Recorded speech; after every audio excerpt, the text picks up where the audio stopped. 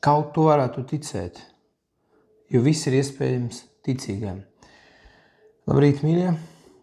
Gribētu padalīties un uzmundrināt jūs ar tādu lietu. Varbūt ne visi zina, varbūt daudzi zina šo stāstu, kur kāds tēvs atved savu bērnu pie mācekļiem, lai tie izdzen no viņa ļauno garu, bet tas nesanāk, un tad viņš vēršas pēc palīdzības pie Jēzus. Un Jēzus, protams, uzdod viņam jautājumu, cik sen tas viņam ir. Tas ir Marka evaņģēlijas 9. nodaļa no 21. panta, un viņš jautāja tā tēvam, cik ilgi viņam tas tā jau ir, bet tas viņam sacīja no bērnības. Un daudzkārt viņu to iemetis gan ugunī, gan ūdenī, lai to nogalinātu. Bet ja tu ko spēj, tad palīdzi mums, apžēlojies par mums. Bet Jēzus uz to sacīja, tu saki, ja tu spēj, kaut tu varētu ticēt. Tas visu spēj, kas tic. Un tūdaļ tā bērna tēvs brēc un sacīja, es ticu, palīdzi manai neticībai.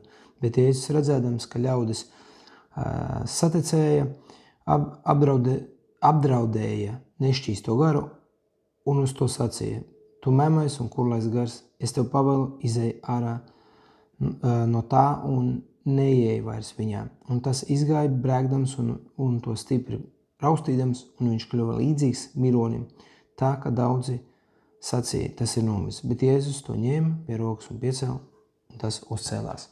Tad, mīļie draugi, kas šeit notiek? Redziet, no bērnības tēvs jau bija izbailēs, tēvs jau bija nedrošībā, tēvs jau bija, viņa ticība jau bija salauzta, viņš atved pie mācekļiem, tiem neizdevās, bet cerība bija uz Jēzu, ka Jēzus to vēl tā kā varētu izdarīt. Un viņš nāk, un viņš gribētu ticēt, bet dzīves pieredze un dzīves gadi rāda, ka rezultāti nav, izmaiņu nav. Protams, tāpēc, ka ja pret slimību vēl kaut kā var ar kaut kādiem medikamentiem kaut kā cīnīties, kaut kā apslāpēt, tad pret ļauniem gariem nav ieroču. Pret ļauniem gariem tā ir garīga lieta, nav variantu. Tad psiholoģija to sauc, ka tu esi psihiski slims.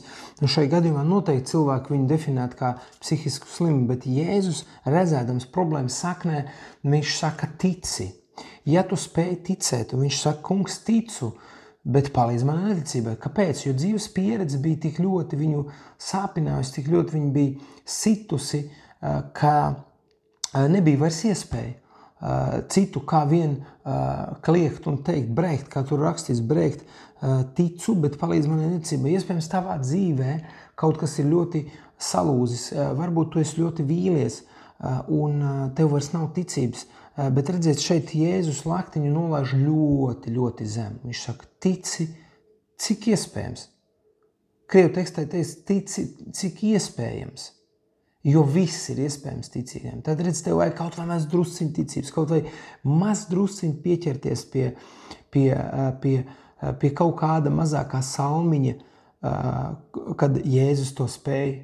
Un mēs redzam, ka Jēzus to spēja un viņš saņēma savu dziedināšanu. Beidzot, viņa dēls tiek dziedināts, un tur ir vārdi, ko Jēzus saka, un nekad vairs viņā neieej. Nekad. Viņš dod aizliegumu ļaunām garam vai tai slimībai, kas izpaudās ar kurlumu, un tā tālāk.